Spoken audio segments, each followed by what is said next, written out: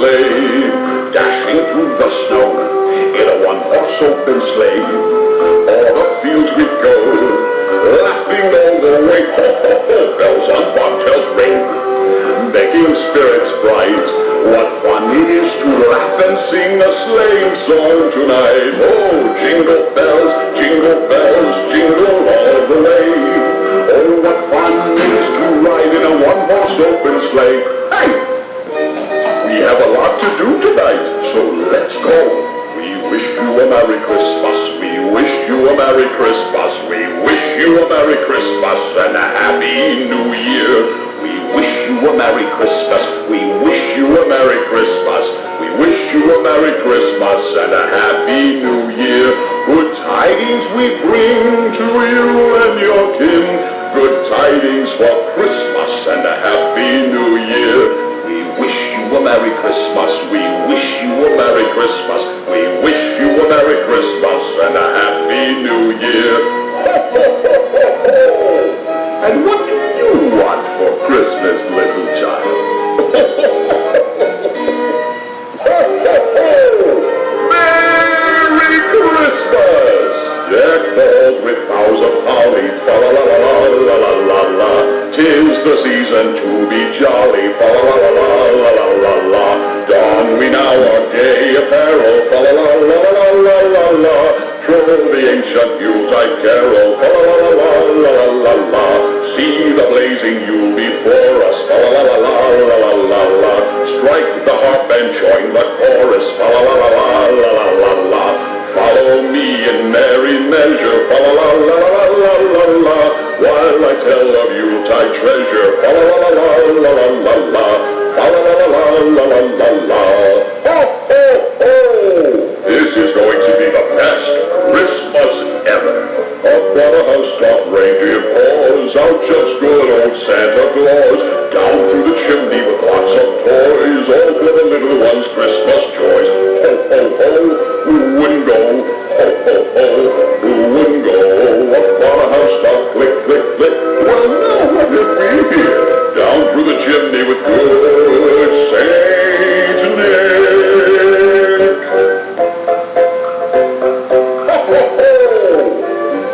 Jingle bells, jingle all the way. Oh, what fun it is to ride in a one-horse open sleigh, dashing through the snow in a one-horse open sleigh.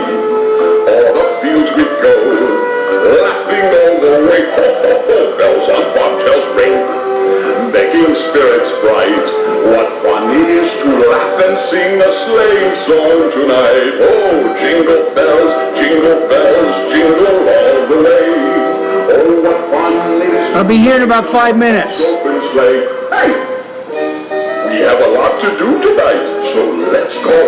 We wish you a Merry Christmas. We wish you a Merry Christmas. We wish you a Merry Christmas and a Happy New Year. We wish you a Merry Christmas. We wish you a Merry Christmas. We wish you a Merry Christmas and a Happy New Year. Good tidings we bring to you and your kin. Good tidings for Christmas and a Happy New Year. We wish you a Merry Christmas. We wish you a Merry Christmas. We wish you a Merry Christmas and a Happy New Year.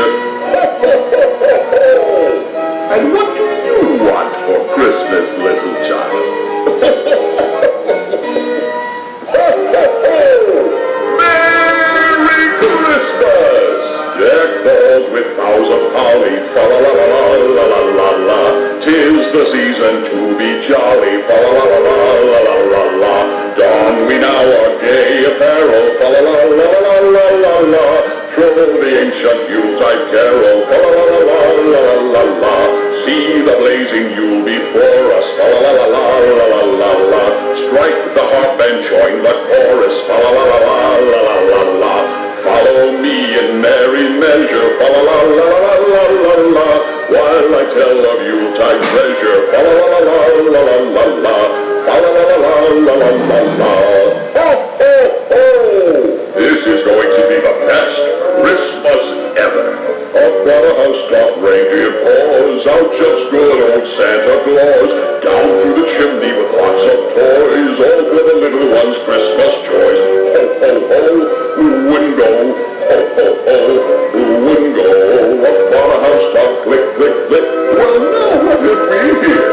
Down through the chimney with good Saint Nick goes, laughing all the way. Ho, ho, ho, bells on bobtails ring, making spirits bright. What fun it is to laugh and sing a sleighing song tonight. Oh, jingle bells, jingle all the way. Oh, what fun it is to ride in a one-horse open sleigh. Hey! We have a lot to do tonight, so let's go. We wish you a Merry Christmas. We wish you a Merry Christmas. We wish you a Merry Christmas and a Happy New Year. We wish you a Merry Christmas. We wish you a Merry Christmas. We wish you a Merry Christmas and a Happy New Year. Good tidings we bring to you and your kin. Good tidings for Christmas and a Happy New Year. We wish you a Merry Christmas. We wish you a Merry Christmas. We wish you a Merry Christmas and a Happy New Year. Ho, ho, ho, ho, ho. And what do you want for Christmas, little child? Ho, ho, ho. Merry Christmas! Deck balls with boughs of holly, fa la la la la la la la. 'Tis the season to be jolly, fa la la la la la la la. Don we now our gay apparel, fa la la la la la la la. Troll the ancient Yuletide carol, fa la la la la la la la. See the blazing Yule before us, fa la la la la la la la.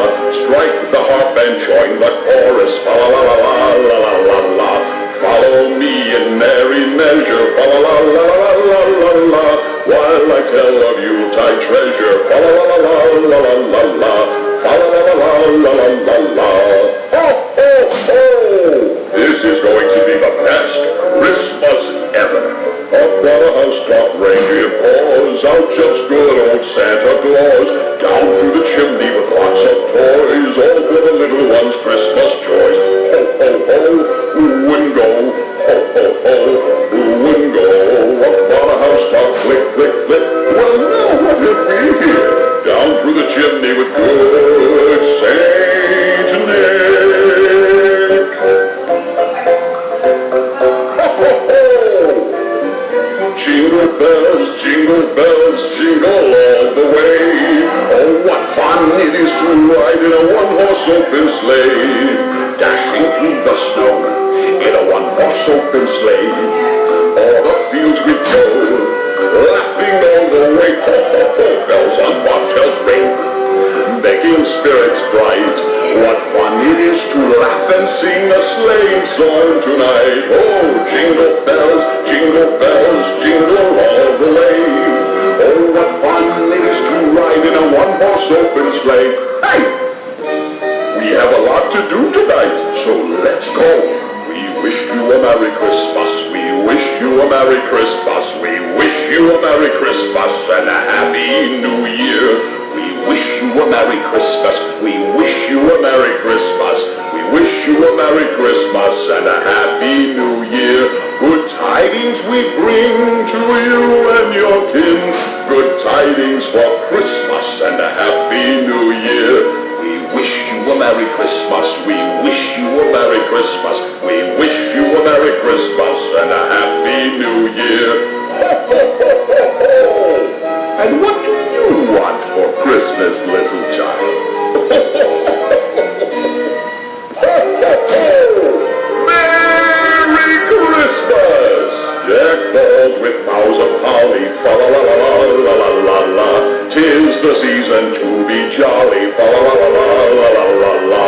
Don we now our gay apparel, fa la la la la la la la. Troll the ancient Yuletide carol, fa la la la la la la la. See the blazing Yule before us, fa la la la la la la la. Strike the harp and join the chorus, fa la la la la la la la. Follow me in merry measure, fa la la la la la la la. While I tell of Yuletide treasure, fa la la la la la la la. Fa la la la la la la la. Ho ho ho! This is going to be the best Christmas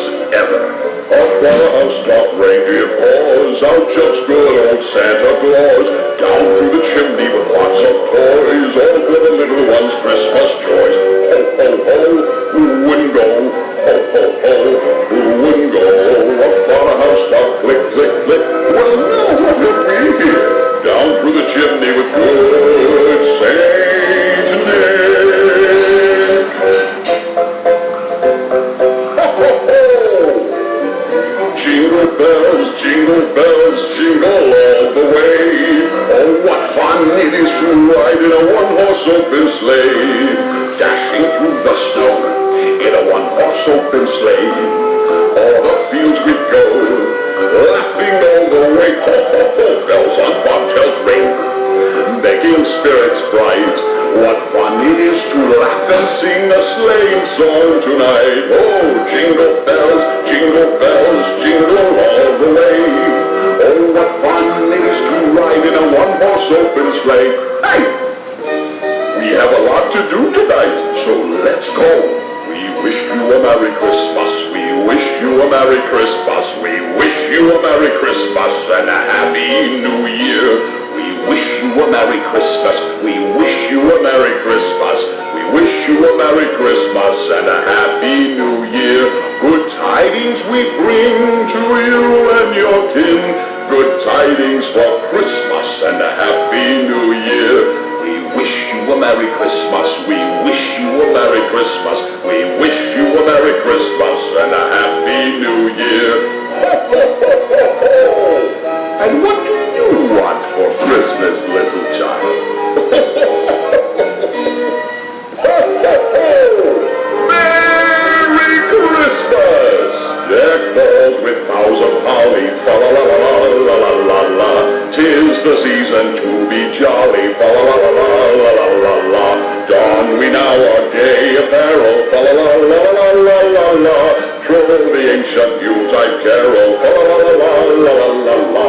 See the blazing. Okay, I'm back. Here I go. Fa la la la la la la la. Is this driving you crazy? And join the chorus, fa la la la la la la.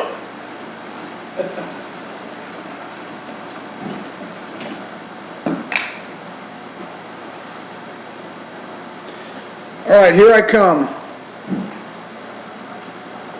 I apologize for being a little bit late today. Okay, now if you take a look here, you kind of see what's going on in this video, this live stream today. And this is the Christmas season, the holiday, the festive season, and I feel very generous today. One of my students, Marcelo, I'm going to give him a Christmas gift. I'm going to read, evaluate, score, and correct one of his TOEFL writing essays. I'm doing it for him for free. This is normally a $50 charge, and I'm giving him this gift for free today so he can understand what his score is, what he needs to do to get better, and that's what's going to happen right now. At 10:30, I will listen to some independent, maybe integrated speaking tasks, and then throughout this live stream video, I will answer your TOEFL questions at YouTube. That's exactly what's going to happen in this video.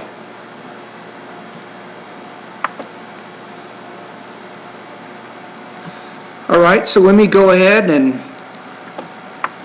first thing I want to do is I'm going to go ahead and get this essay and check this one out. Give me a quick second.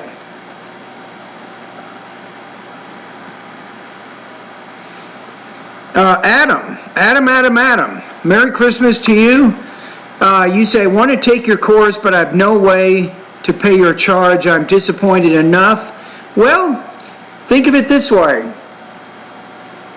At least today, you will get some great instruction in this video. I will be reading, commenting, and scoring an essay, and just think about what this student does well, what this student does not do so well, and then you can probably learn from that.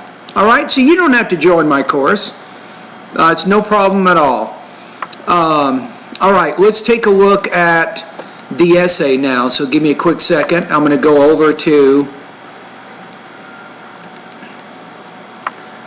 where is it? Give me a quick second here.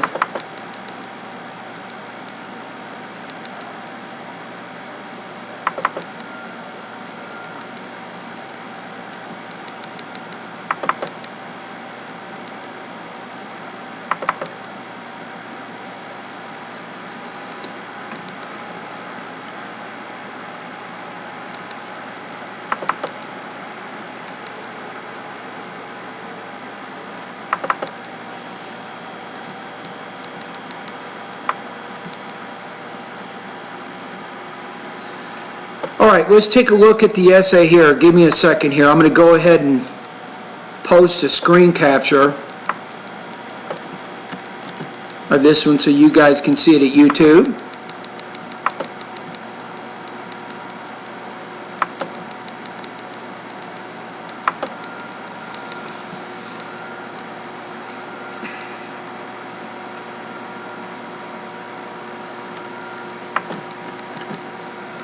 Okay, got it?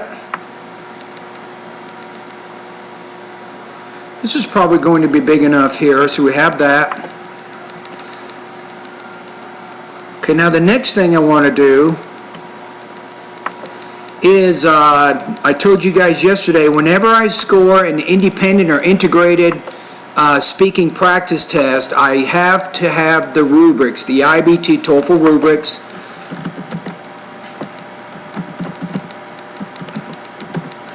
So that's, I'm going to go ahead and bring these up.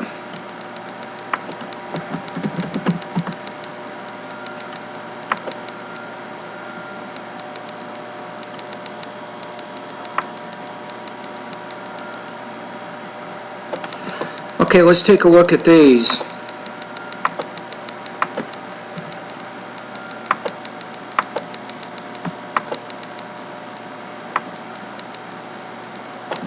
Now I'm going to try to make this a little bit bigger. Is that easier to see here? Maybe a little bit too big. Okay, so like I said before, whenever I'm doing an essay, I like to look at the rubrics, and if any TOEFL teachers are out there watching this video, here's a tip. Start around the 3 areas, so that's what I like to do. So I look at where it says 3, the essay addresses a task, it has somewhat developed explanations, examples, or details, the essay displays unity, progression, coherence, it may demonstrate inconsistent facility in sentence formation and word choice that may result in lack of clarity. It may display accurate but limited range of syntactic structures and vocabulary. So whenever I'm reading an essay, this is where I start. Now, as I read the essay, do I want to go higher or lower than this?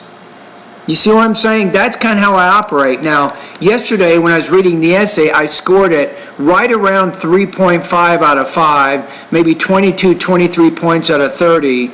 And let's see what happens today. Okay, so what I want to do now is I'm going to bring up the actual essay, and we will read the whole thing together, and then I will work on each paragraph one at a time, and we'll kind of go from there.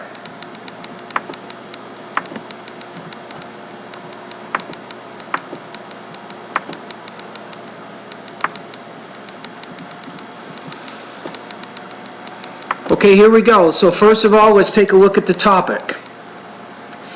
Do you agree or disagree with the following statement? Universities should give the same amount of money to their students' sports activities as they give to their university libraries. Use specific reasons and examples to support your opinion.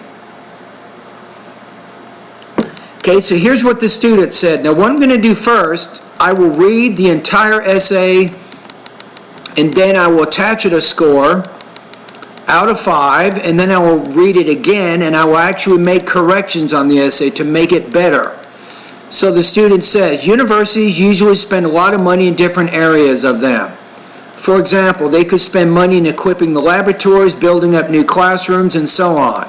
The destination of any expenditures varies depending on the policies and the priorities of universities. However, university officers usually thoroughly discuss about the ideal amount of money for the libraries and for the student sports activities, a typical controversial topic.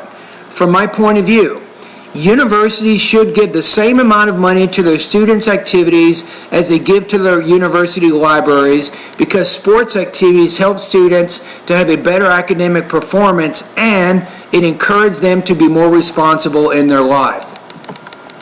First of all, sports activities are very useful to improve the academic performance of the students. For example, if a student does sports activities such as football, his level of stress will be reduced. Hence, he will be able to to reasoning in a better way, which will be very helpful when he will be doing homework, owing to the fact that he will finish his task faster and he will have more time study certain subjects which perhaps are more demanding in terms of time. Similarly, non-distressed students will perform better in their exams because their better level of reasoning, which will permit them to approach in a better way the most difficult questions in their exams. Second of all, sports activities make students more responsible. Sports need a high level of responsibility, which is very related with discipline.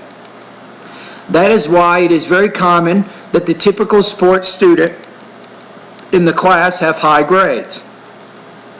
In that way, students involved in sports activities will develop a sense of responsibility and discipline, which not only will help them during their university stage, but also during the rest of their life. Disciplined students will be able to organize in a better way their daily activities, both academic and sports, due to the fact that they will realize that the only way to deal with extra activities, which are considered important by them, is by giving proper time to each activity.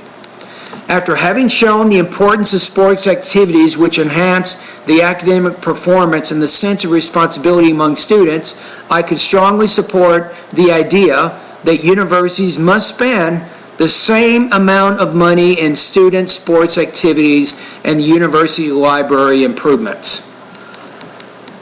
Okay, so what do we have here?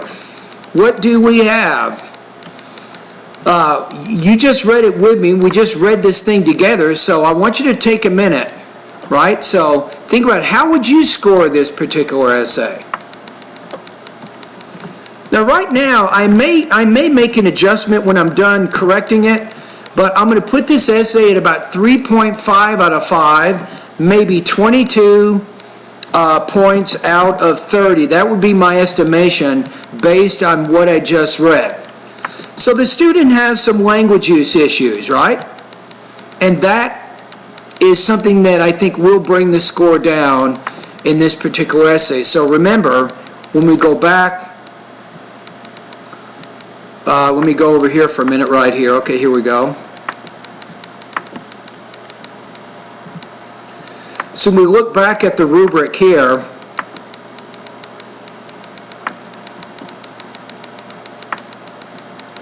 right, so when I see this, this is the problem that I'm looking at here. It may demonstrate inconsistent facility in sentence formation and word choice, may display accurate but limited range of syntactic structures and vocabulary. The writer did have some problems, I think, with vocabulary and maybe sentence structure. Right, so that's why I'm probably comfortable putting this in the 3 range, kind of in the middle. All right, so let's go back.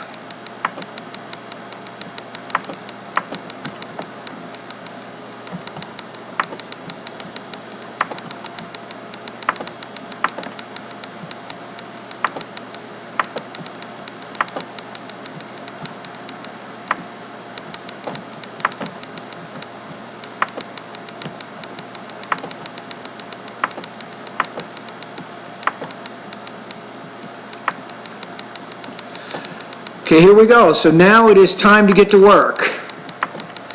So I'm going to work paragraph by paragraph, but first of all,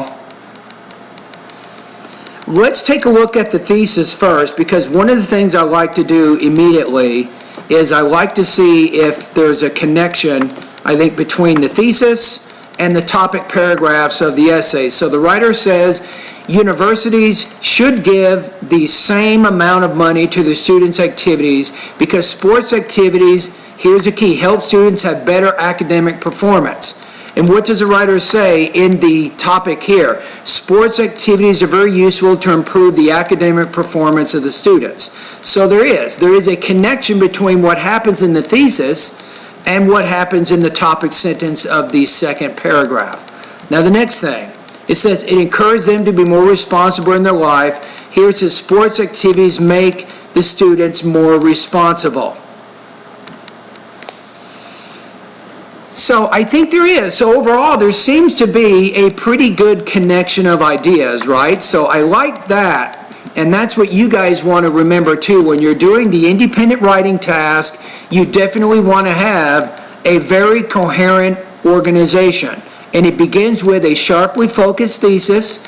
Notice the writer didn't say, I have 2 reasons to support my point of view. Don't do that. Don't use that kind of a thesis. It's not very focused. It's contrived. It's memorized. A lot of students will use exactly that kind of thesis, and it's not going to set you apart from anybody else.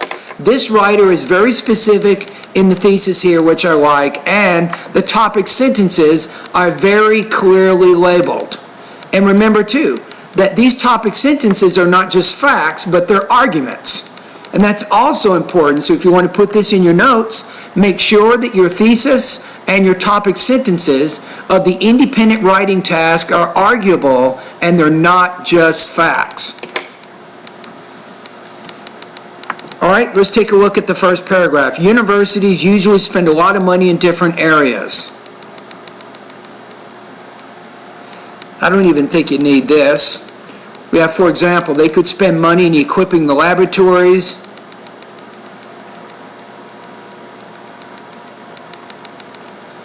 building up new classrooms, and improving, you might say, sports facilities, maybe, and so on. I'm just going to add that idea. The destination of any expenditure. I'm going to change this to, I think a better word here is allocation. You allocate expenditures or money, or you earmark it to a specific area. So the allocation of any expenditure, notice any, you want to use a singular noun here. So the allocation of any expenditure varies depending on the policies and priorities of universities. However, university officers usually thoroughly discuss about the ideal money for the libraries and for the students' sports activities. Put the apostrophe after, so when it's a plural noun and you want to make it possessive, put the apostrophe after the S, not before. A typical controversial topic. From my point of view, universities should give the same amount of money to their students' activities as they give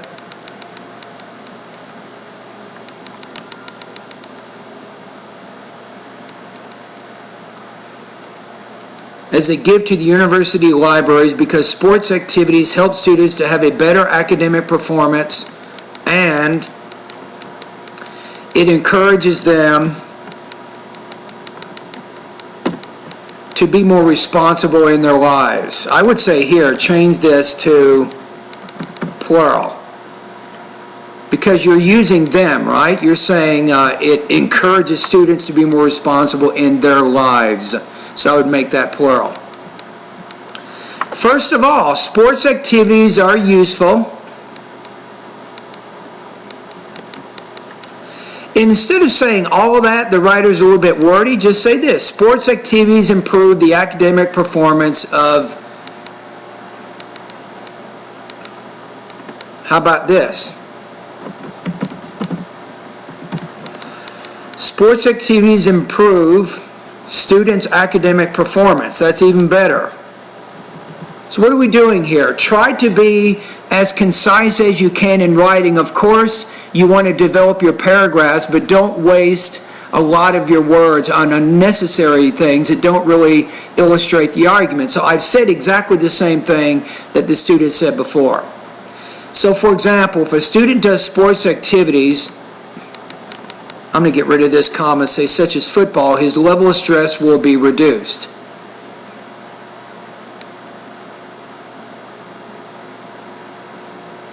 Hence, he will be able to reason in a better way, which will be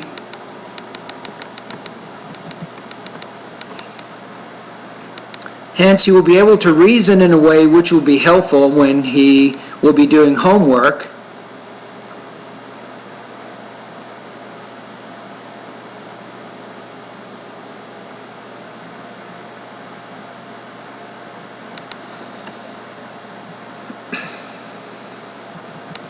Instead of owing to the fact, let's just say in that. So he will be able to reason in a better way, which will be helpful when he'll be doing homework, in that he will finish the task faster. Put a comma, this is a compound, complex sentence, and he will have more time, use an infinitive here, to study certain subjects which perhaps are more demanding, certain subjects which have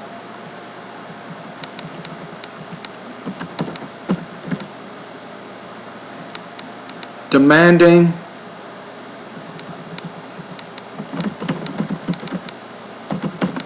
time constraints. That's probably a little bit better vocabulary there. Similarly,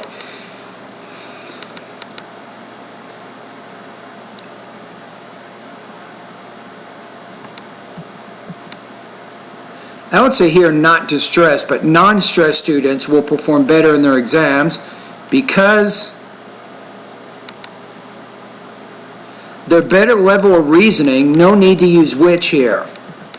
I think so. Non-stressed students will perform better in their exams because their better level of reasoning will permit them to approach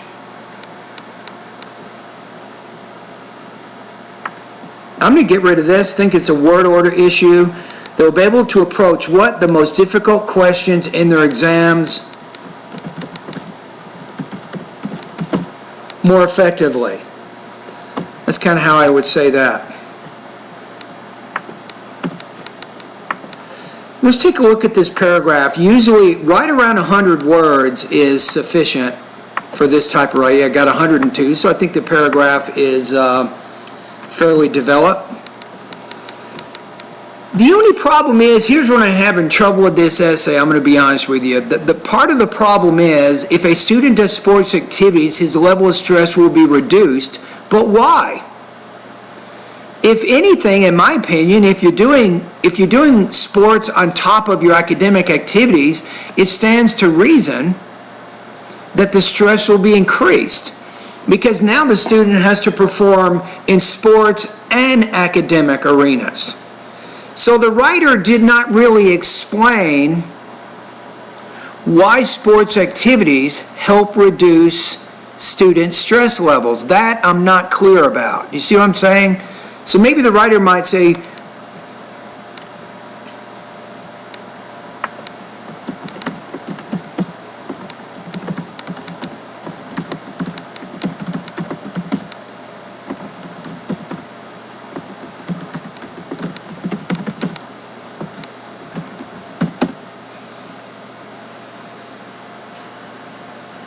you might say that, and at least there's some kind of connection here. So you say if a student does sports activities such as football, his level of stress will be reduced. And even this, I didn't think you have to say it like this. I'm going to say,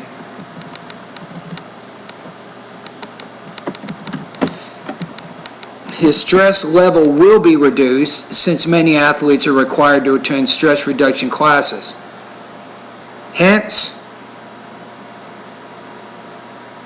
again here, and what is the connection between reducing stress and then reasoning better?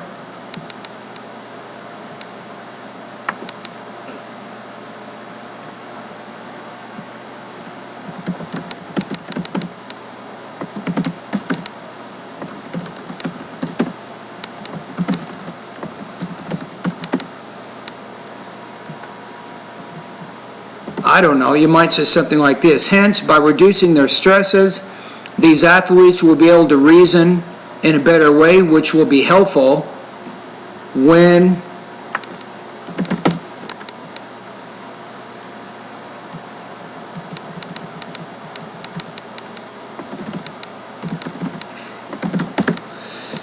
they complete their homework, in that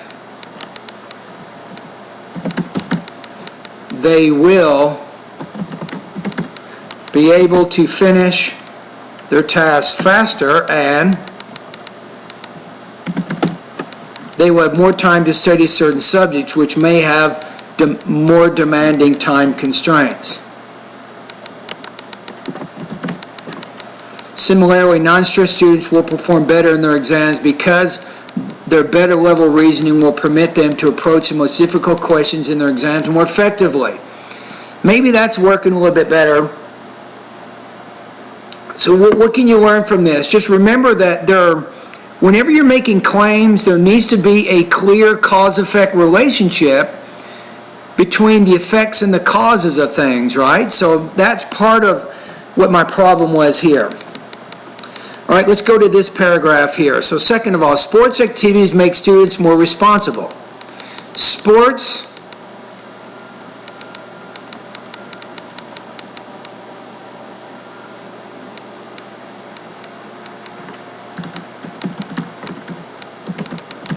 athletes to have a high level of responsibility, which is very related to discipline.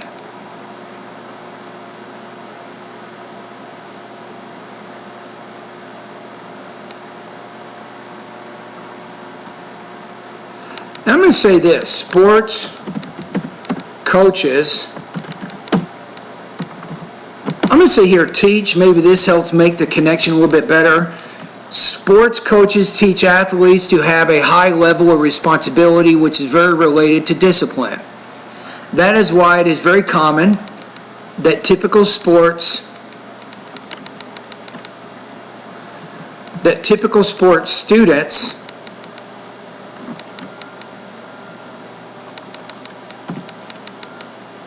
have high grades.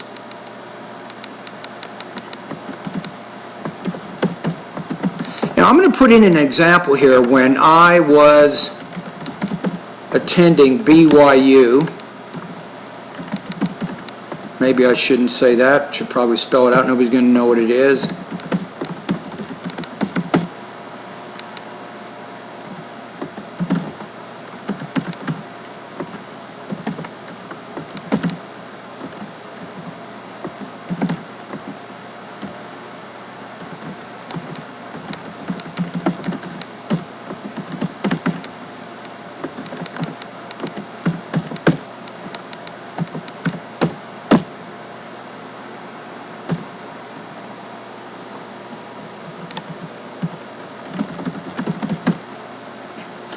For example, when I was attending Brigham Young University, the average GPA for the cross-country team members was 3.5 out of 4. In fact, any athlete who had a GPA below 3.0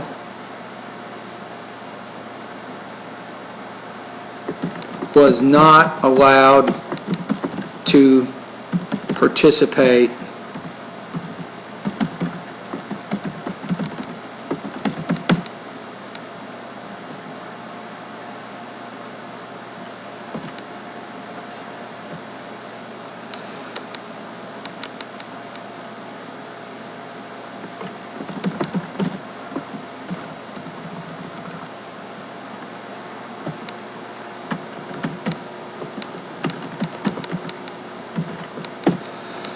So in that way, students who excel academically and who are involved in sports activities will develop a sense of responsibility and discipline, which will not only help them during their university stage, but also during. Not quite. You almost pulled off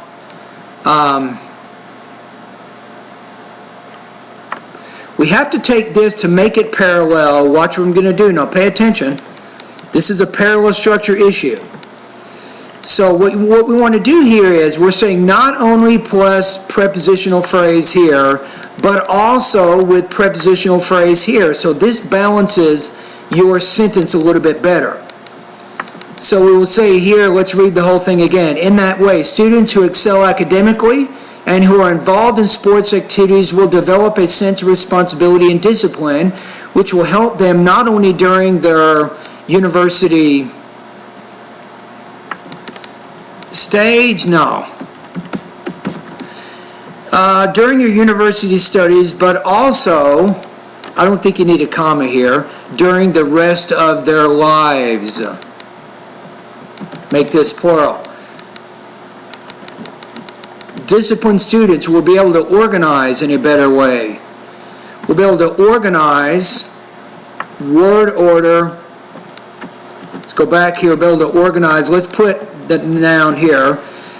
So disciplined students will be able to organize their daily activities, both academic and sports.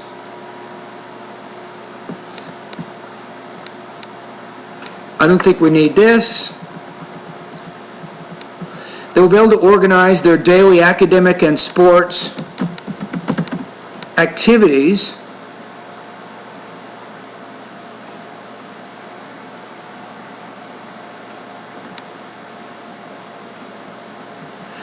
and I'm going to get rid of due to the fact and just say this.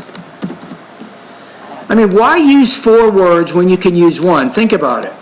Make the writing as concise as you can. Again, don't put a lot of words in there unless they mean something. They develop the argument you're trying to make. You're not just taking up space, right? Remember that this student here, this paragraph is already developed. I mean, let's look at it. It's a fat paragraph. Yeah, it's 168 words, so it doesn't need any unnecessary words.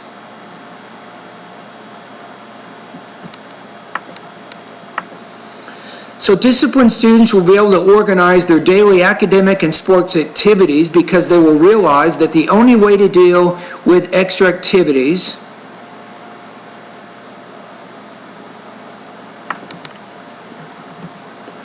in a better way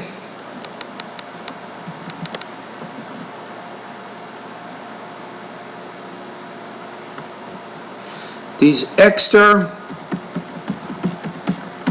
curricular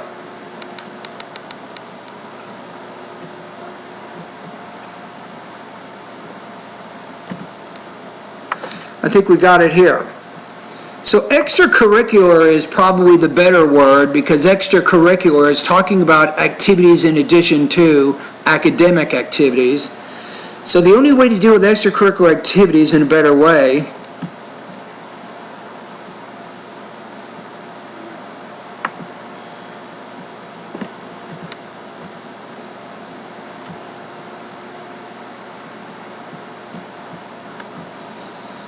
probably get rid of this.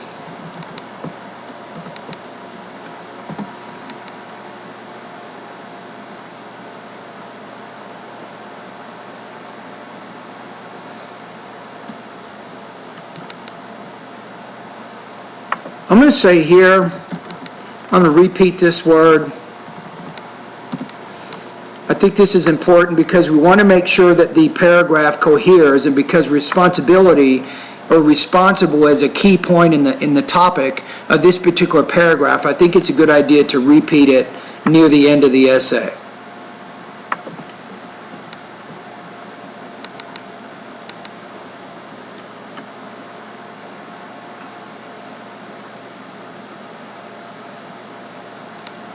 After having shown the importance of, no, this student can probably say this.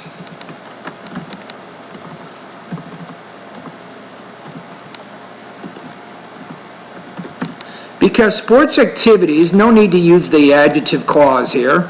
Let me give you guys a rule here at YouTube. Think about this for a minute. When you're writing, and I notice this, and remember that I'm a composition professor here at California State University, San Bernardino, right? So I've been reading thousands and thousands of essays over the last 22 years. There's really this one rule. If you remember this one thing, it would be very helpful for your writing. So I'm going to tell it to you here. It goes like this. Clause, phrase, or word. So here's how it goes. See if you guys can understand what I'm talking about here. I'll give you what the rule is here. Let me make this big so you guys can see it. Okay, do not use a clause if you can use a phrase. Do not use a phrase if you can use a word. So by reducing your clauses to phrases, your phrases to single words, you're making your writing more concise, and that is a good thing. I mean, think about this essay for a minute. I mean, let's face it, it's well developed, right? Even though I get rid of a lot of unnecessary words in here, it's still, if we look at the word length on it, It's 430 words. It's plenty long enough, so there's no need to use those unnecessary words. My advice is, when you're doing the independent writing task for the TOEFL exam, I encourage you guys to write between 350 and 450 words, right? That's probably where you should be. Okay, now let's look through the essay one more time. Now, I think I might make an adjustment on this score. It's very close. It's not quite 4. It's definitely not 3. I think if you put it together with the integrated task, maybe if the writer does well on that task and you score these together, it might be possible. I'm going to give another possibility with this essay is 375 out of 5 or 24 points out of 30. I think it's possible. Somebody may disagree with my score, so well, you might be scoring a little too hard, Michael. But okay, let's go ahead and spell check it, and let's read the thing one more time, and we'll move on. Okay, let's go to spell check. I'm going to make some of those corrections. I'm going to read through the essay one more time, and I'm sure we will find more errors.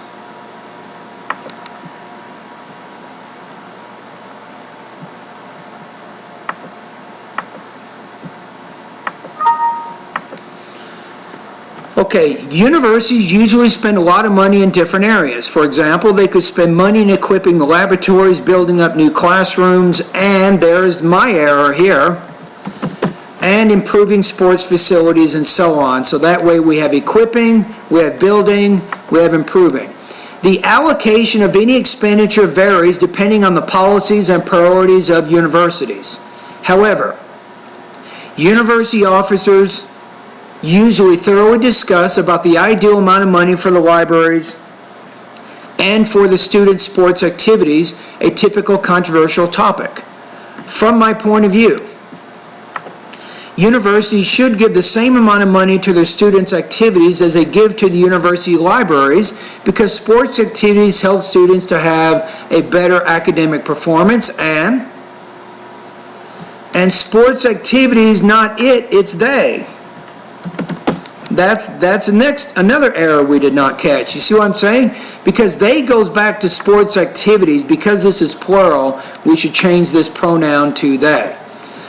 First of all, sports activities improve students' academic performance. For example, if a student does sports activities such as football, his stress level will be reduced, since many athletes are required to attend stress reduction classes. Hence, by reducing their stresses, these athletes will be able to reason in a better way, which will be helpful when they complete their homework. In that, my next error, they will be able to finish, and when we say they, we have to say here, their tasks faster, and they'll have more time to study certain subjects, which may have more demanding time constraints. Similarly, non-stressed students will perform better in their exams because their better level of reasoning will permit them to approach the most difficult questions in their exams more effectively. Second of all, sports activities make the students more responsible. Sports coaches teach athletes to have a high level of responsibility, which is very related to discipline. That is why it is very common that typical sports students in the class have high grades. For example, when I was attending Brigham Young University, the average GPA for the cross-country team members was 3.5 out of 4. In fact, any athlete who had a GPA below 3.0 was not allowed to participate in this sport. In that way, students who excel academically and who are involved in sports activities will develop a sense of responsibility and discipline, which will help them not only during their university studies, but also during the rest of their lives. Did you guys see the parallel structure? So we have here, we have not only, and then we have prepositional phrase, during their university studies. So not only is parallel to but also, but then during their university studies is parallel with during the rest of their lives. So we have a very balanced sentence. Disciplined and responsible students will be able to organize their daily academic and sports activities because they will realize that the only way to deal with extracurricular activities is by giving proper time to each activity. Conclusion. Because sports activities enhance the academic performance and the sense of responsibility among students, I strongly support the idea that universities must spend the same amount of money in students' sports activities and university library improvements. There we go. So I think we have it. Now, I actually did make some changes, right? So let's just say for sake that the essay, before all the corrections that you see, let's put it here. Let's put it at 3.75 or 5.0 or 24 out of 30 points. Now, what did I just do? I made changes in the essay, I rewrote it, and I believe, and I think that my belief is pretty good, that the edited version of this essay will now score 30 points out of 30 or 5.0 out of 5. All right, now, I'm going to go check over at YouTube in just a minute. I'm not looking at YouTube, so if you've posted some questions, I will deal with them in just a minute. Now, some of you are probably wondering, you might say, well, Michael, well, the student only had 2 body paragraphs and not 3. So is it more important to have 3 body paragraphs, or can you do 2?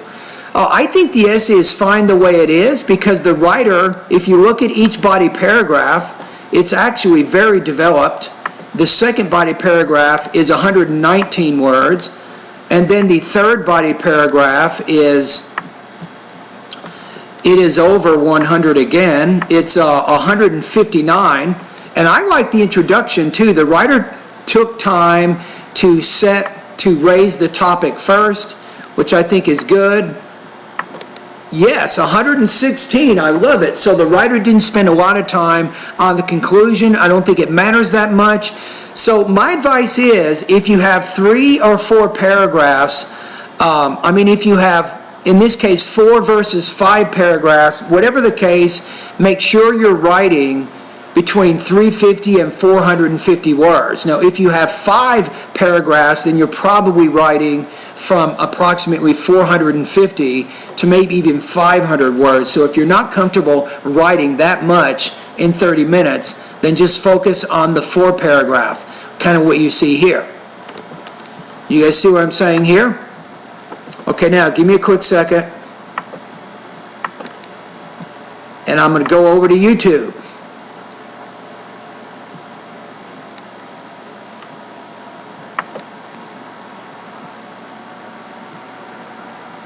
I'm back.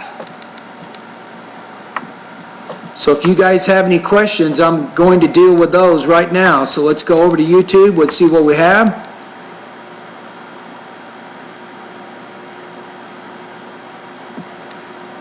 Okay, let's see what we have. Okay, so it doesn't look like there's any questions, so I'm going to keep going. And Adam Stone, you said still noisy. I apologize. If you see in the background, there's a fireplace back there. It has a fan. So the fan's kind of blowing, and it's probably picking up, the microphone on my computer is probably picking up some of that noise. Okay, now the next thing that we want to do, and I'm going to take, and give me a quick second, I'm going to make a quick comment to somebody.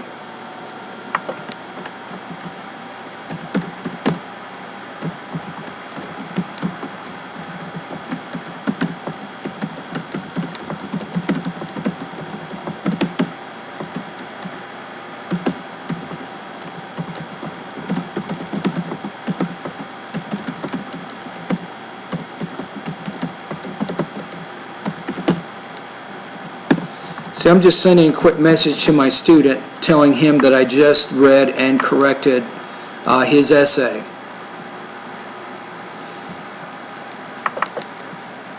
Okay. Okay, now what I'm doing is I'm gonna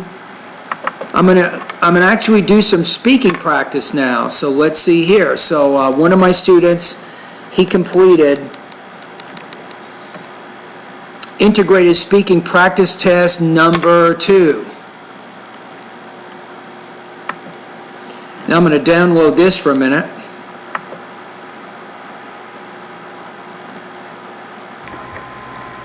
The reading passage. Okay, let's see how we did on that. Now the next thing I want to do is I'm going to go ahead and pull up the rubrics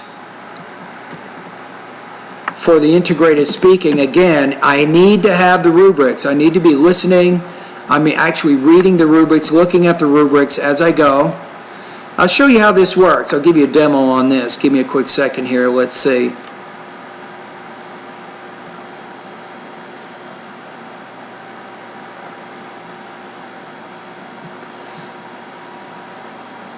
So we have speaking.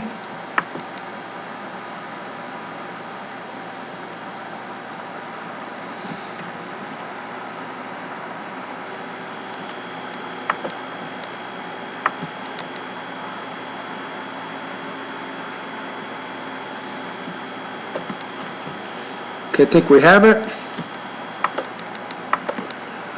Let me do the screen capture here.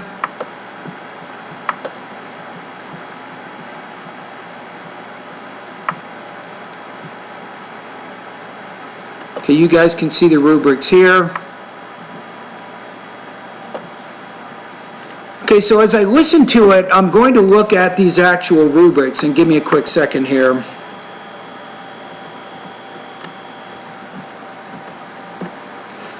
And like I did before, I like to kind of put it in the 3 area first, and then we'll see how the student does, and maybe I may adjust the score based on that.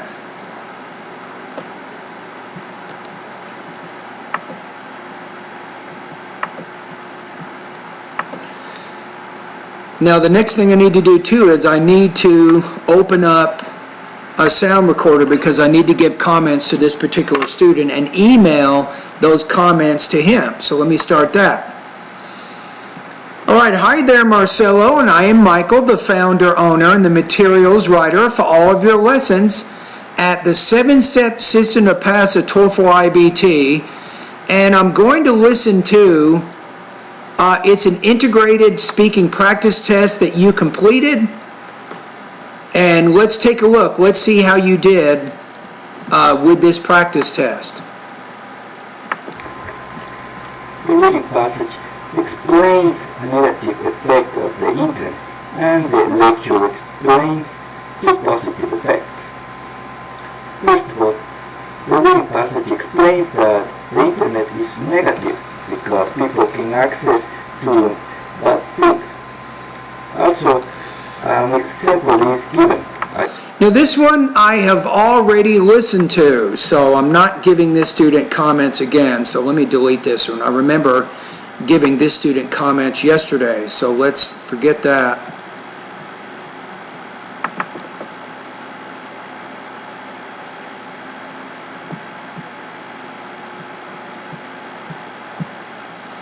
I'm not going to worry about this one right now.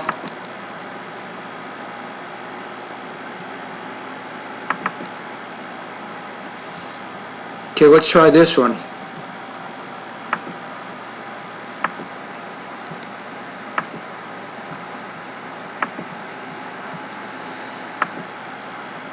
I'm going to go ahead and download this for a quick second.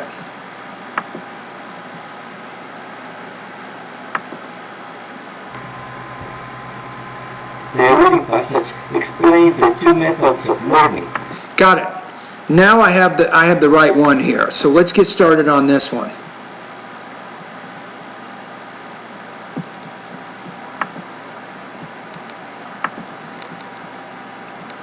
Okay, here we go. The reading passage explains the 2 methods of learning, and the lecture explains the similarities and differences between those 2 methods. Wow, that's a good introduction. My goodness. Very nice. The reading passage explains that there are 2 methods of learning, personal experience, and class instruction. You know, I think that introduction that you just gave, that's probably one of the best introductions to that speaking task of all of my students this year. And I've been teaching hundreds and hundreds of students, so that was very good on your part. Furthermore, the lecture explains that there are some similarities. For example, in a class of software, the students can learn and build some basic skills about the software, but because of programs that are very complex, you will need experience to solve those problems. In addition, there are some differences. For example, the experience is acquired natural, but the class instruction is acquired in a classroom. So, in general, both methods are good for learning. Okay, so you, more or less, I think you had a very nice structure to your ideas. So let's take a look at the actual rubrics here. So if you look at topic development, I think very strong. So you had a very clear connection of ideas.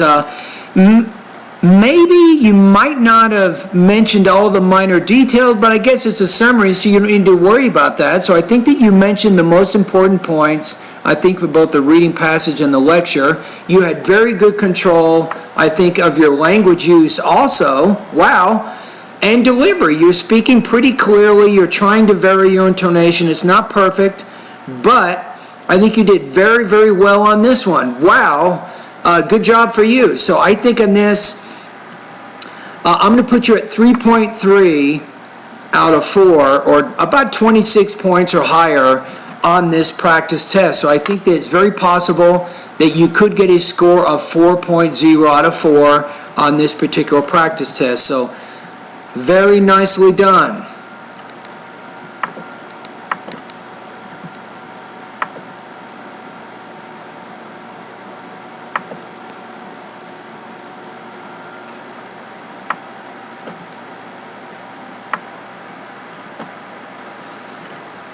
Okay, now I'm going to go ahead and email these results to Marcelo.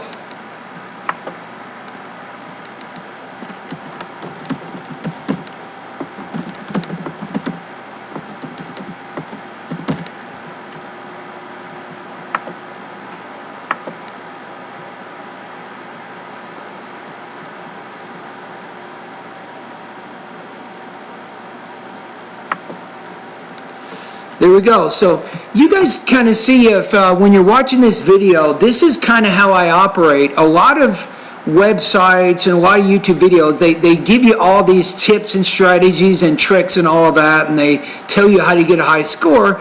But I like to work with actual authentic English. For example, I read and commented on an actual writing practice test that was submitted by one of my online students.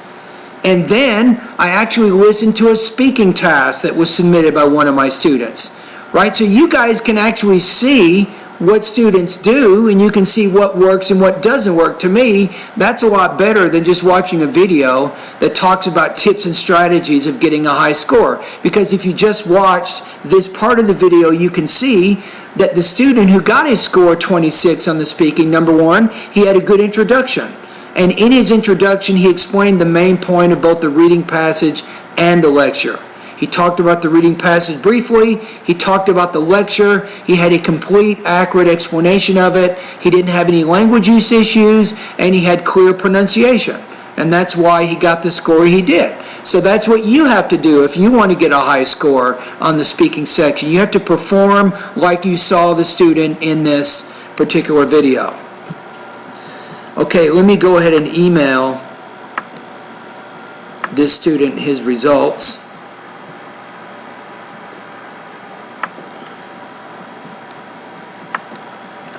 So he will get the results that you guys just heard. He will get an audio file of my comments by email so he can see how he's doing, and he will be very happy. He's going to be very happy to get my comments today. This is one of his best scores, and he did a really good job, I think, organizing and developing his ideas.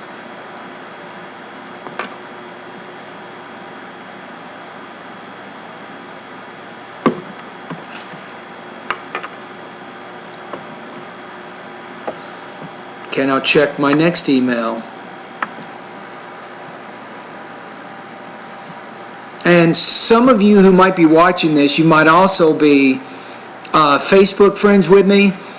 So I can say this at this part of the video. So thank you everybody for your happy birthday wishes at Facebook. I appreciate it. It's not good that I'm 51. I'm a year older now. Of course, I don't want to be any older, but all of your nice comments and words of inspiration were very, very helpful. So thank you very much for everybody who wished me a happy birthday. And a Merry Christmas to everybody who is watching this as well.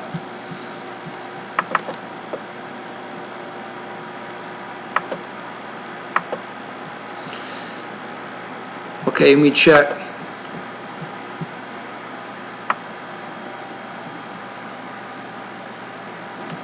Okay, let's go to, I got one more thing I want to take a look at today.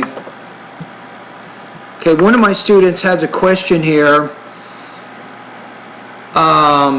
He says, I am following the Wall Street Journal and the New York Times as I heard that you said to another student on YouTube of your TOEFL course, and I'm also reading for 45 minutes a day. But for the first time, I was not able to spend more than 20 minutes on those reading journals, magazines, and videos. I came from an English medium from elementary school since 1991, so I thought that I had enough skills of grammar, communication, and grasping power. However, previously, I don't have a hobby of reading news in English, such as magazines, journals. And the question is, shall I make it a habit by increasing the time limit to 45 minutes? Yes, I would say absolutely yes. And it's hard in the beginning to sit down and read nonstop for 45 minutes, especially Srikanth, and I'm talking to Srikanth because he's the one who's asking this question. It's hard in the beginning to concentrate for about 45 minutes when you're reading in a new language, but if you practice and day to day, you try to make a goal where you're reading a little bit longer and a little bit longer each day. So maybe the very first day that you try this technique, you only read for 10 minutes and then you cannot concentrate anymore. That's okay. 10 minutes is a good start. Then the next day you maybe try 11 minutes. The next day maybe try 12. And eventually your goal is to get up to 45 minutes of reading each day. You're trying to read as quickly as you can the information. Now, what I also recommend, Srikanth, is as you're doing your reading practice, you should be taking notes on the reading passages and then each week practice writing summaries of those reading and listening passages for that matter. And I think I recommended you guys to write maybe 3. If you write 3 written summaries each week of the reading and the listening passages that you're practicing, that would be very good for your integrated writing. Each summary should be about 250 words. So that's my answer to your question here. Now you said, may I know the familiar site for watching the latest English movies? I'm going to just say YouTube. Use YouTube to watch movies. You can watch older movies and things. It doesn't matter whether it's a current or an old movie. It's still English. It will help you no matter what. So I think YouTube is a great resource for movies and for watching other people's comments and ideas and so on. So that is my answer to your question. Okay, I think I'm good here. So I'm going over to VoxyPop. VoxyPop is a discussion group that I use. I kind of show you how it works. I'm checking here to see. Let me show you guys what it looks like over at YouTube. So let me do this.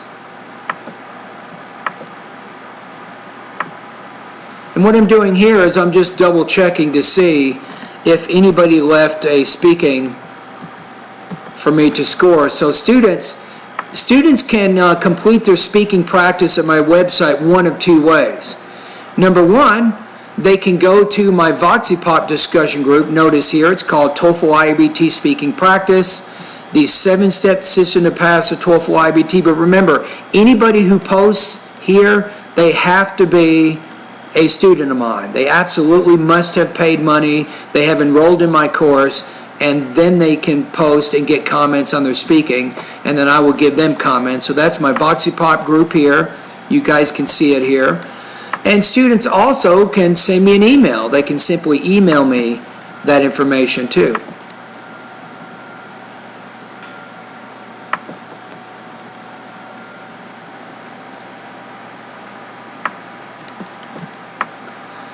Alright, so now let me go back, look at my email one more time. I think I've gotten just about everything that I needed to get done today. I'm going to go to my email one more time, make sure I don't have anything else.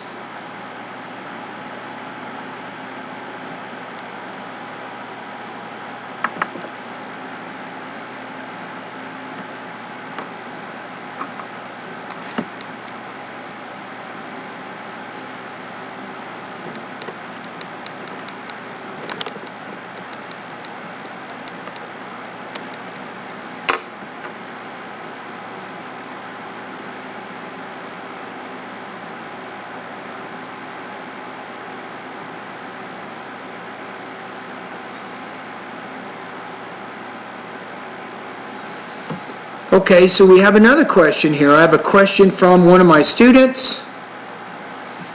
Let's take a look at this one.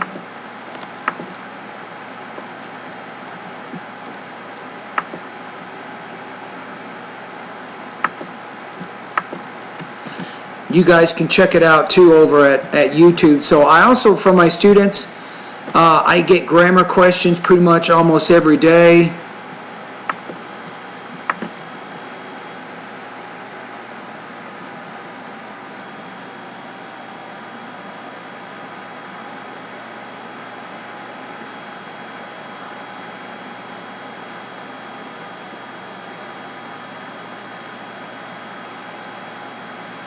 Okay, let's take a look at this. So we have it here. You guys will see his question.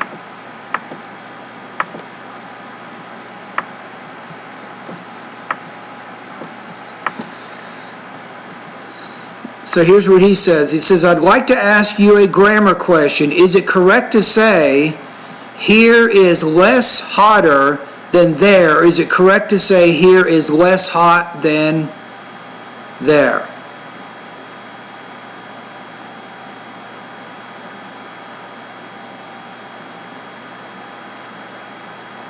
It is less hot here than there. Okay, so this one is not correct.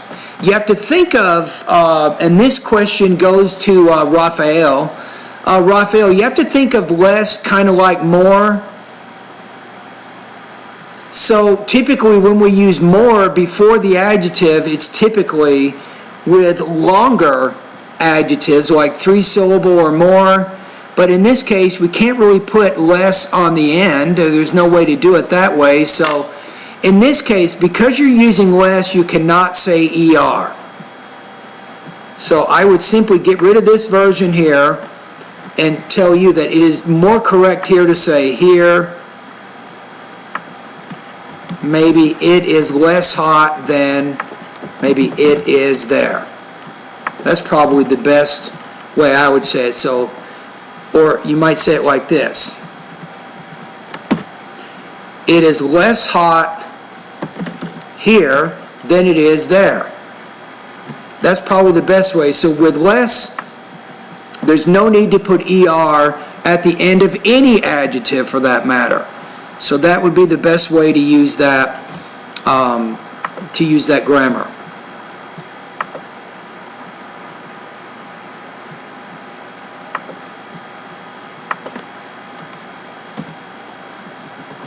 Okay, so I think I've answered that question.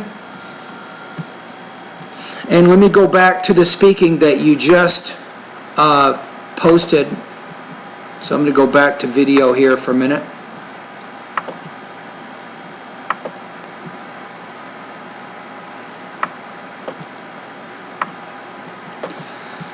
Okay, I'm going to go ahead and listen to his speaking. Okay, the question he's answering here, it says, suppose someone is observed cheating in a college class.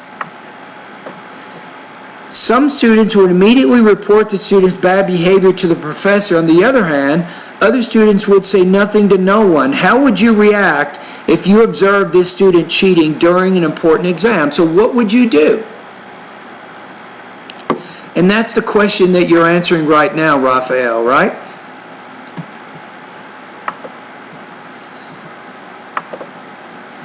Yeah, hi there. These comments are for Raphael. I'm going to listen to your independent speaking practice test, number 96. Here we go. If I were in this situation, I wouldn't say anything to anyone because I consider this as a personal affair. Well, in my opinion, this is a personal affair, considering that the only person who is going to suffer the most detrimental consequences is going to be this cheating student. The most probable thing is that in the following classes, he's not going to be able to understand basically anything because he actually doesn't memorize a great part of the content of previous classes, for example. That's why he was cheating. I'd probably say not because he doesn't, but because he has not or hasn't memorized. Thus, we can see that... Good transition word, thus. You're using that to show cause effects. A very nice word there to help show how your ideas are organized. A part of the students in the classroom is not going to be affected by this attitude. All right, let's listen to it one more time and I'll give you a score. If I were in this situation, I wouldn't say anything to anyone.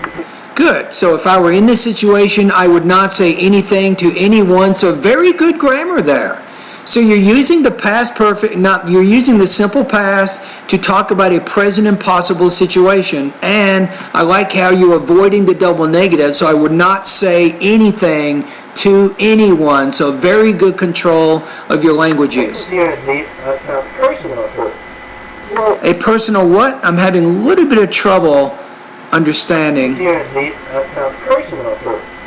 Well, in my opinion, this is a... Yeah, I still couldn't understand that one word. I apologize. Considering that the only person who is going to suffer the most detrimental consequences is going to be this cheating student. So I would say the detriment of the consequence. Well, the only person to suffer the dire, I would say dire consequences instead of the detriment of the consequences. That's a little bit wordy. So just say dire consequences, and dire is spelled D-I-R-E, dire.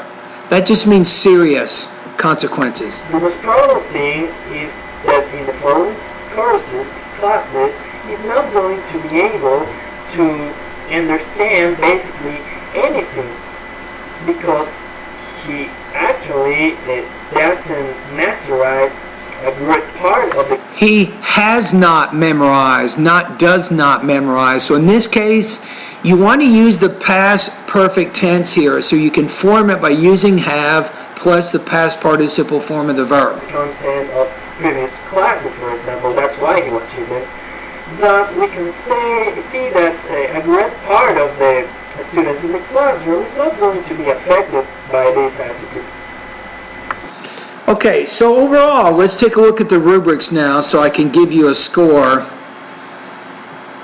On this one, I think on this one you had some intelligibility issues. There were a few words in there I was having some trouble understanding. Language use, you had some minor issues. For example, the one problem using the present perfect versus he doesn't memorize versus he has not memorized. I think I would have used the present perfect in that case. Your topic development was pretty good. You were organized. You gave some examples in there, but I think the delivery and the language use issues would put this, I'm going to put you at about 2.83 out of 4, 22 points out of 30 on this practice test. Now, by the way, Raphael, the grammar question that you asked, I answered this particular question in my live stream video for December 20. So when you watch the video, maybe move ahead in the video to about I don't know, about 60 minutes or so, and you will see me answer your grammar question.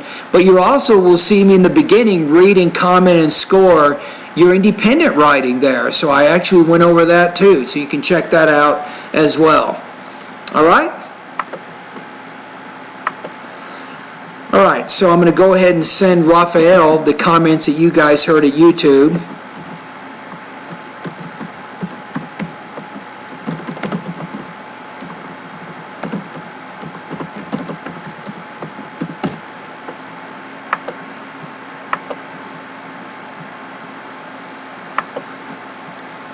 Now he can get those.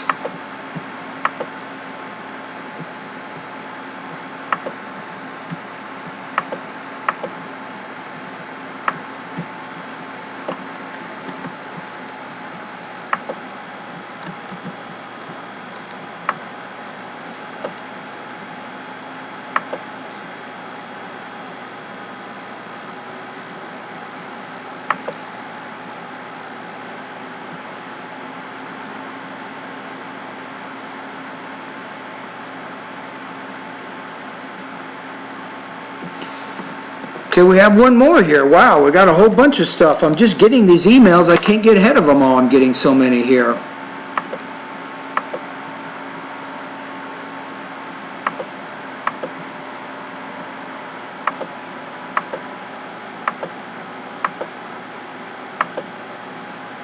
Okay, give me a quick second. I'm going to...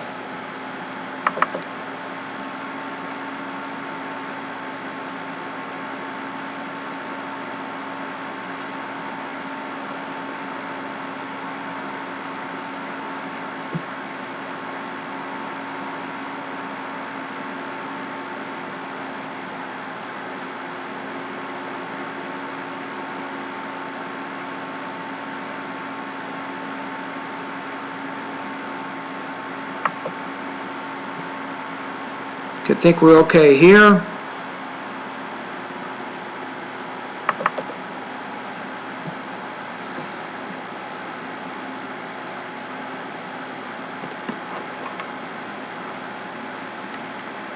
Okay, so this is an email from one of my students. His name's Brian. So Brian is completing, it looks like, independent speaking practice number 30 and integrated speaking practice number 3 and number 17. So I'm going to listen to and give him some scores. So he said, I was busy with my final exams in the university, but I was checking grammar, vocabulary during this time. Now I am focused on improving my speaking and writing. I'm going to do the test on January 7th, 2017. I'm trying to speak spontaneously like if it were the real test. Moreover, I do 3 different practices like in the test. Okay, so here we go. Let me listen to his first one here and let me get some comments to him.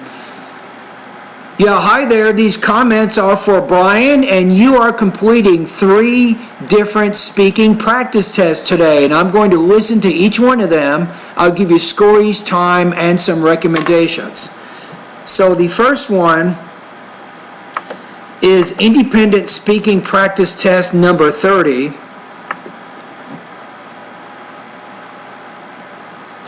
So let's take a look at what this question is first before we get into it. All right, when a brand new device of modern technology, for example, a cell phone or a computer comes out, should you buy it immediately or should you wait before you buy it? So give some reasons to support your opinion. So you say, let me go ahead and download it here if I have it. I think this is the one, right? Personally, I prefer to wait as these devices reduce the cost, and at the same time I prefer wait because I could see all the problem that this device maybe could have. First of all, if the device is new, there is going to be a high price about that. For example, I have my friend who bought a new cell phone, and he wastes a lot of money, and then when these devices reduce the prices in 1 month, I suppose. When these devices reduce, I would say when these devices are reduced in price, So you want to use passive voice there, Brian, not active voice. He could buy it. Second of all, I had a cousin who buy a new cell phone, and I had a cousin who what? Let me go back to what you just said. had a cousin who buy a new cell phone. No, I had a cousin who bought a new cell phone there. So be careful. Make sure you don't have any verb tense issues. And he has a lot of problem with these devices. And this is why I prefer that. Now, at the end, if you say, well, if she had waited before buying the device, maybe she would have had fewer problems with her device, you might say, and then that would make the connection of that idea clear, so we can see how it relates to the purpose of your speaking.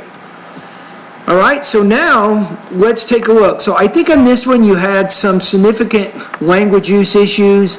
I gave you a topic development comment at the very end of your response, how you can connect the idea back to the purpose of the speaking. Delivery, not bad, speaking pretty clearly. I didn't have any trouble understanding what you were saying. So I'm going to put you at about 3.0 out of 4, 23 points out of 30 on this particular practice test. All right, so we're getting ready to do the next one now. I'm going to go ahead and click on the integrated speaking rubrics so I can have those.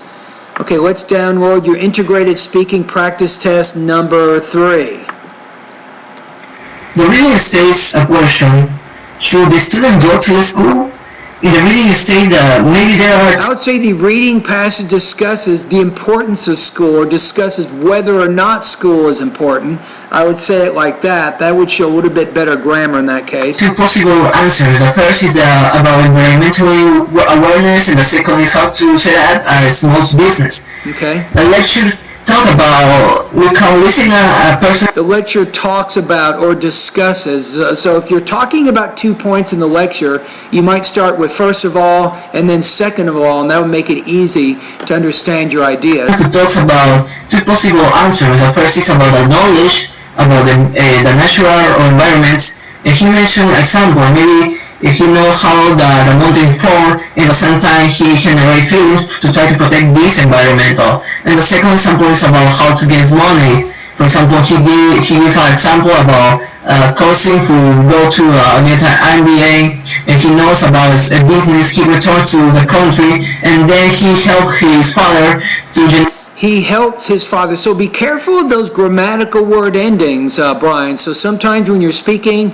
maybe you have an ED on the end of the word, or you have an S. Make sure you're pronouncing those endings on the ends of your words, your verbs or your nouns, for example. His own business about the business families.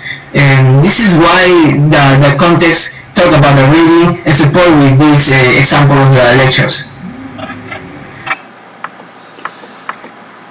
Okay, so on this one, let's take a look at the rubrics here. So I think overall, I think you had some topic development issues here. So you need to do a little bit better job organizing and explaining information. So you can check out speaking lesson number 7 to get some tips on how to more coherently organize your ideas. You had the one problem with the, I think, no, not in this case, that was the other one that you did, but overall pretty good control of language use and grammar, and maybe some minor issues with delivery. So still, I think it would be hard to get a score 4 on this, so I'm going to put you at 3.0 out of 4, or 23 points out of 30 on this practice test. All right? Okay, let's go to the last one. So now you're doing integrated speaking practice test number 1. The lecture states about economics, about price goods service. The first is the inflation, the first term, and the second is deflation, the second term. About macroeconomics terms, inflation is... You're probably taking too long. Just say, well, the lecture discusses the concepts of inflation and deflation, or the lecture discusses the economic terms of inflation and deflation. So be real brief. You don't have to spend a lot of time in the intro setting that up. Meaning about increasing the goods, the price of good service. This as a So it's the increase in the price of goods or services over time you want to say. So lower the value of the currency. In other words, lower the value of the money. Deflation means decrease about the... In other words, inflation means according to the speaker, blah, blah, blah. So don't forget to put those voice markers throughout your response, not just in the beginning, but you need to put those voice markers in several different parts of your speaking response. And you want to do this also with integrated writing so that we know that you are summarizing somebody else's ideas. Goods about the price of good service. In other words, the money increases his value or the currency increases values. The money increases in its value. Inflation could be controlled about maybe increase or decrease money supplies, like for example investment rise, market circulation, and so on. And this is about the lecture states about information. Yeah, I think you could have organized this one a little bit better, to be honest with you. So I think some problems with topic development, delivery was a little bit tough on this one. You're having some trouble explaining clearly these concepts that you listen to. And I think from a topic development standpoint, you need to make sure that you're putting more voice markers throughout your response so it identifies or marks your response as a summary.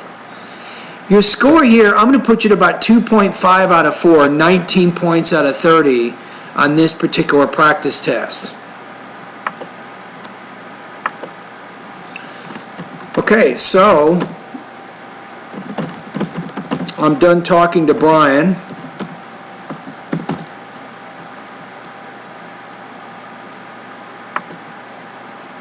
I'm going to send him these results right now, the comments that you guys just heard of YouTube.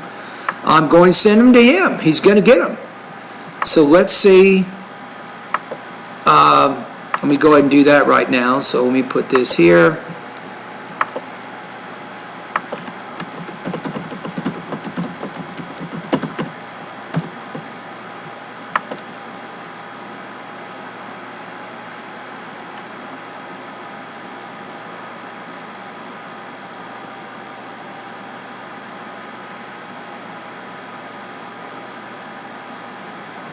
Okay, we're done with that.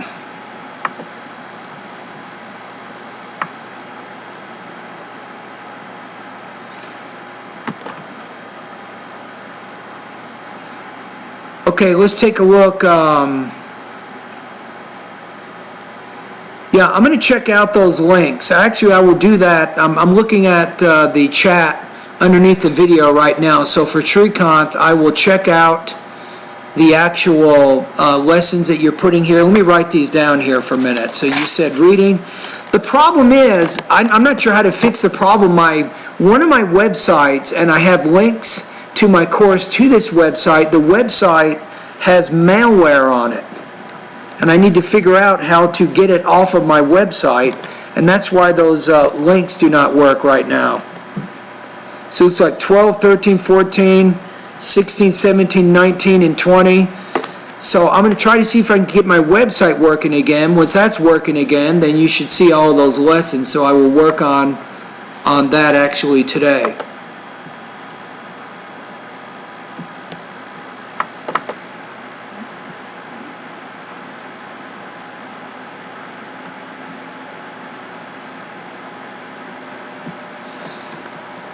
Okay, I think I'm good. So I'm pretty well finished today. So during the video, I did an error correction of an independent writing task. I answered a grammar question, and I scored, I think, 4 or 5 independent and integrated speaking practice tests during this video. So that's exactly what happened during this live stream. And thank you, everybody, for watching.